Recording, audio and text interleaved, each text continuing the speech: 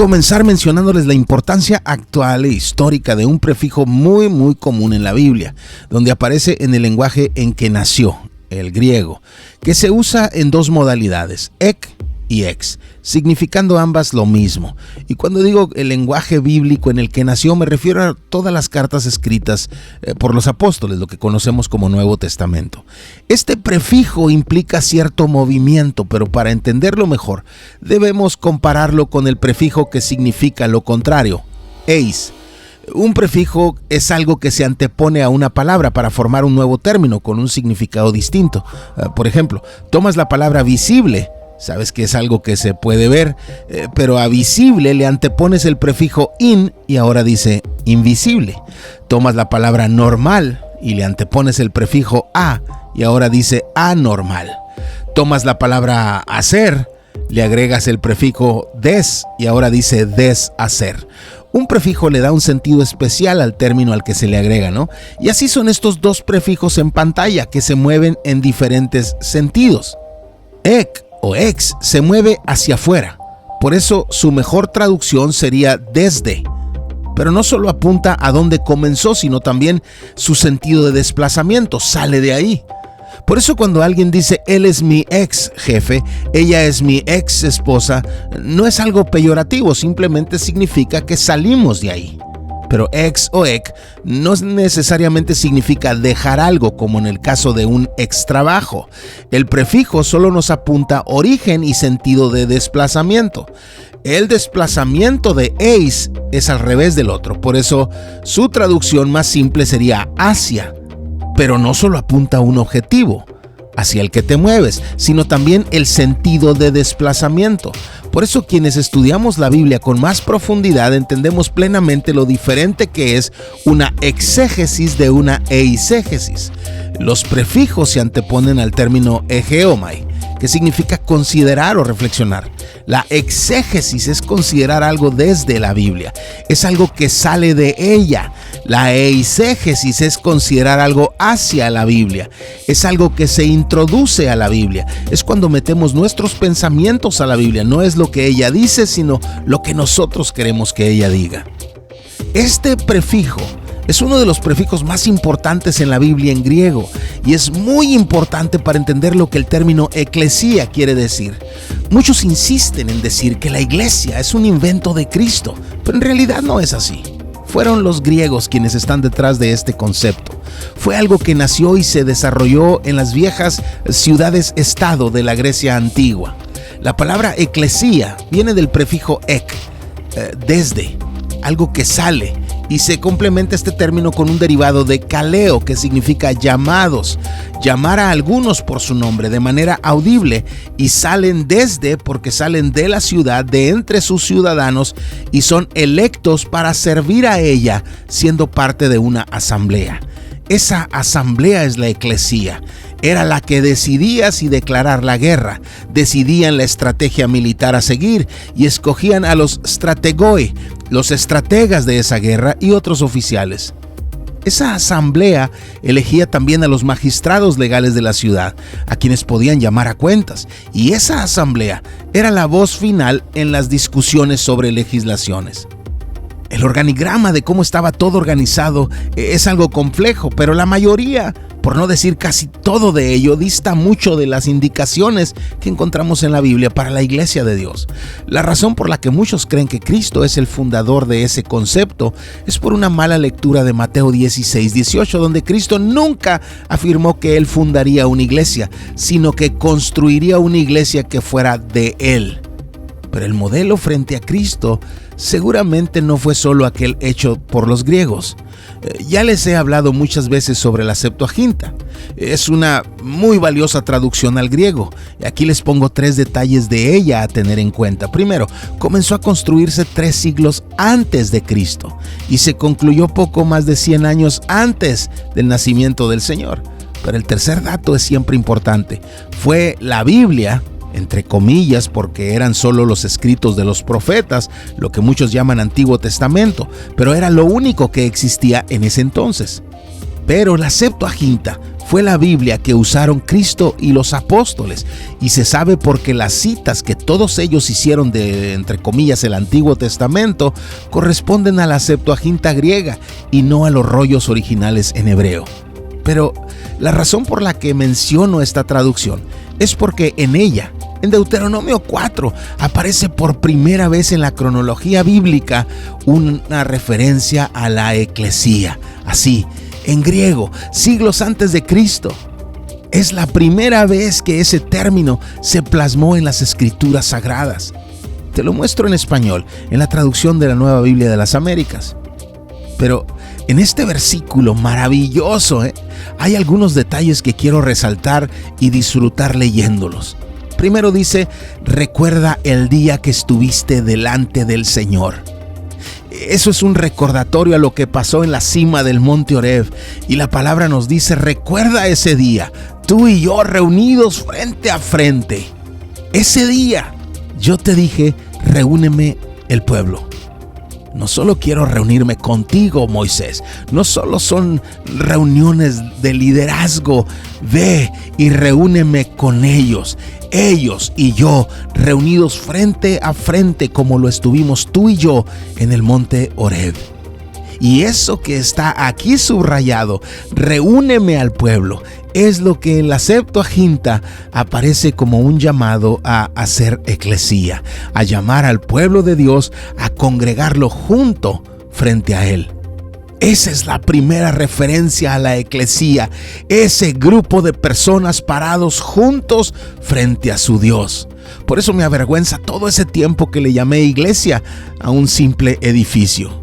Esto es la eclesía, el pueblo de Dios frente a frente con Dios. Para que mi pueblo conozca mi palabra.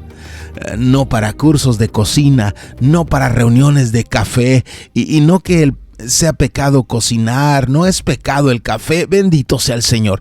Pero la iglesia, la eclesía es algo sublime, maravilloso, trascendental, aunque muchos insistan en trivializarla. Se trata de pararnos frente a Dios y conocer su palabra. Y mientras más estamos frente a Él y más conocemos su palabra, más y más respeto, honra, aprecio, obediencia tenemos por quien es Él. Pero la eclesía no solo se trata de nuestra experiencia, no solo se trata de nuestro crecimiento, somos también responsables de que nuestros hijos también le conozcan. No podemos salvar a nadie. Eso no es lo que nos pide aquí. Lo que nos pide es que Dios sea conocido por ellos, en lo que les decimos, en lo que les enseñamos. Pablo dijo a los de Roma que cómo invocarán en aquel del que no han oído. Por eso este versículo es tan poderoso para enseñarnos sobre la iglesia, ¿no? ¿Y cuánto tiempo estuvo ahí sin que lo notáramos? Pero hay muchos más. Este también me fascina. Está hablando del mismo día, aquel momento en la cima de ese monte cuando Dios escribió sus palabras en unas tablillas de piedra. Pero esto es lo que me emociona al hablar de la iglesia, y me emociona porque en la Septuaginta dice que ese momento en Oreb fue llamado literalmente el día de la eclesía. Y eso lo encontramos en otros pasajes en la Septuaginta. En Deuteronomio por sí solo contiene 8 veces la palabra eclesía, pero en total el término aparece 77 veces, 77 en la Biblia que Cristo leía. Un término que siempre se usa para referirse al pueblo de Israel congregado frente a Dios. Ese es el contexto de fondo de Cristo diciendo que Él edificaría su iglesia. Ahora, quiero que prestes atención a este detalle, que parece una desviación del tema, pero créeme que tiene relevancia. Esta es una casa elegante, digamos, ¿no? Pero hay algo en ella que quiero resaltar. Me refiero a esta sección. Un lugar que brinda refugio del clima a los visitantes. Los diseños son muchos, pero el propósito es el mismo. Ten ese detalle en mente porque quiero mostrarte otras cosas que a mí me emocionan también, pero no olvides esto. Ahora, esta es una vista de cómo debió haberse visto el templo de Herodes, el templo que conoció Cristo y los apóstoles. aunque no todo lo que creemos que es el templo aquí en realidad lo es, pero esta era la entrada al lugar santo y de ahí se accedía al lugar más exclusivo de Israel, el lugar santísimo, al que solo se entraba una sola vez al año y solo entraba el sumo sacerdote. Y esta es la puerta de entrada al templo. Ahí comienza el templo. No es todo lo demás alrededor, el templo era a partir de esa puerta. Y justo detrás de esa pared estaba el altar donde los sacerdotes ofrecían diariamente sacrificios por el pecado del pueblo. Y esta es la pared que da hacia el este, hacia el Getsemaní y hacia el Monte de los Olivos, donde Cristo pasó muchas noches y muy especialmente su última noche antes de ser arrestado. Esta era la vista desde el monte. Y todo eso no era una construcción pequeña, se veía desde muy lejos. La parte más corta de la construcción medía casi medio kilómetro. ¿Imaginas a Cristo antes de morir orando al Padre con esto frente a Él, con todo eso que profetizaba de Él y que anunciaba de la iglesia? Pero no era lo único que se veía desde aquel Monte de los Olivos. Esta sección era la conocida como el atrio de las mujeres, un agregado al templo hecho por Herodes buscando popularidad. Pero aunque ellas no entraban al templo, desde Éxodo 38:8 sabemos que las mujeres servían a la puerta de la tienda de la reunión. Lo que hizo Herodes fue hacerles algo estéticamente mejor. No significa que ahí solo habían mujeres, no. Significa que en esa zona podía también estar la mujer. Cuando lees de aquella viuda trayendo su ofrenda al templo, aquí es donde sucede. Y todo esto alrededor era otro agregado de Herodes, que al no ser judío, quería poner también un lugar al que los no judíos pudieran entrar. En la Biblia leemos claramente que los de otras nacionalidades, pero convertidos al judaísmo, eran tratados como cualquier otro judío. Este lugar no era para convertidos, sino para curiosos o simpatizantes. Aquí estaba una habitación a la que entraban los que tenían votos nazareos para ser revisados por los sacerdotes, y acá estaba donde los que habían sido curados de lepra eran revisados por los sacerdotes para en su caso ser declarados formalmente limpios y recuperar su acceso al templo y su vida normal. Y esta es una de las puertas más famosas de la Biblia, la puerta La Hermosa, por la que se entraba al atrio de las mujeres y de ahí a todo lo demás que estaba dentro. Hace unos instantes les mostré una foto de una casa resaltando una sección. Esa zona, que forma parte de una construcción que dependiendo de dónde seamos tiene nombre distinto, es lo que en la Biblia se traduce como pórtico. Era un lugar abierto por los costados, pero con un techo como refugio del clima. Y esto aquí alrededor era lo conocido como pórtico de Salomón, aunque no fue él quien lo construyó, sino que solo sirvió de inspiración a Herodes, que lo puso ahí. Pero también Herodes puso su propia sección exclusiva, desde donde podía observar todo desde la comodidad y el lujo. Pero estas dos secciones fueron muy importantes para los primeros creyentes. Esa puerta dentro del círculo, algunos ya lo recuerdan, es donde sucedió aquel milagro de aquel paralítico de nacimiento, narrado en Hechos 3. Y lo quiero leer contigo y te pido que pongas atención. Cierto día, Pedro y Juan subían al templo a la hora novena, la hora de la oración.